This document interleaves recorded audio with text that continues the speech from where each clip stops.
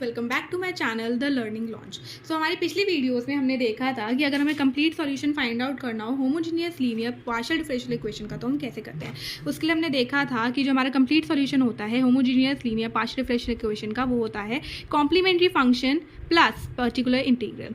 हमने पिछली वीडियोस में देखा था कि हम कॉम्प्लीमेंट्री फंक्शन को कैसे फाइंड आउट करेंगे। हमने उसके रूल्स देखे थे कि हमें अगर कॉम्प्लीमेंट्री फंक्शन लिखना हो तो हम कैसे लिखेंगे। तो ये है उसका पार्ट 2 जिसमें हम देखेंगे कि अगर हमें पर्टिकुलर इंटीग्रल फाइंड आउट करना हो तो वो हम कैसे करेंगे। So particular integral find out करने का एक फॉर्मूला होता है और वो होता है particular integral equals to 1 upon function of d and d dash into RHS, that is the right hand side, और या फिर हो सकता है function of x and y. So जो हमारा RHS है उस वो काफ़ी टाइप का हो सकता है. It can be 0, it can be an e of any value, it can be sin, cos, or it can be x to the power m और एनीथिंग. सो हम देख लेते हैं उनके पहले वर्किंग रूल कि अगर हमारा RHS इस टाइप का होगा तो उसको हम वर्कआउट कैसे करेंगे. सो हमारे टाइप्स ऑफ RHS का हम वर्किंग रूल देख लेते हैं. सो आवर कंडीशन 1 इज अगर हमारा जो राइट हैंड साइड है यानी कि जो हमारा राइट हैंड साइड है अगर वो हमारा 0 हुआ तो हमारा जो पर्टिकुलर इंटीग्रल होगा वो हमारा 0 होगा. ठीक है.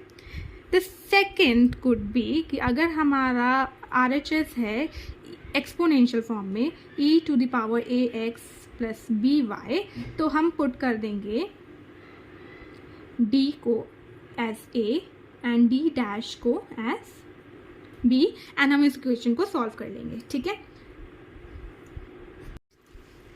द थर्ड इज कि अगर हमारा ट्रिग्नोमेट्रिक फॉर्म में हुआ RHS like sine ax plus B Y और cos ax plus B Y अगर हमारा हुआ तो हम क्या करेंगे. तो हम डी स्क्वायर को हम माइनस ए स्क्वायर पुट कर देंगे, डी डैश स्क्वायर को हम माइनस बी स्क्वायर पुट कर देंगे एंड डी डैश को हम पुट कर देंगे माइनस ए बी. ठीक है.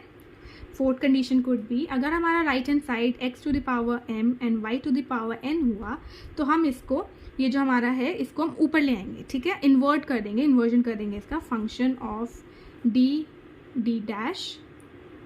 ठीक है. इसको हम इन्वर्ट कर देंगे into function of X and Y. ठीक है. और अगर हमारा इन चारों कंडीशंस में से कुछ भी नहीं हुआ RHS. ठीक है. द फिफ्थ इज अदरवाइज अगर हमारा इन चारों कंडीशंस में से कुछ भी नहीं हुआ तो हमारी बाकी हर कंडीशन के लिए हमारा जो RHS होगा वो होगा d minus M D dash plus X of Y.